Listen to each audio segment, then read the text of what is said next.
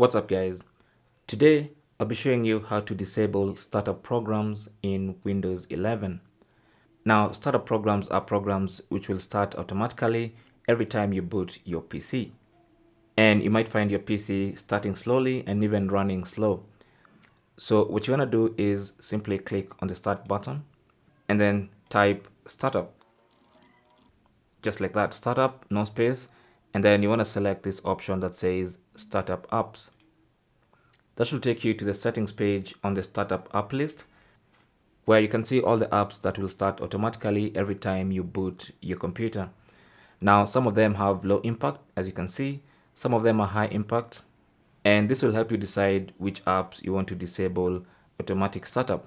For instance, this is an app that starts every time I switch on my PC, and it's a high impact application. Now, the first thing I need to do is make sure I know exactly what this application is about. I can clearly see it's an Adobe app.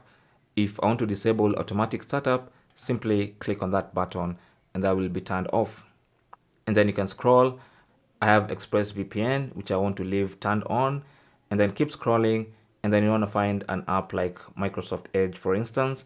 I can shut that down, I can disable. And that's basically how to disable startup programs or startup applications in Windows 11.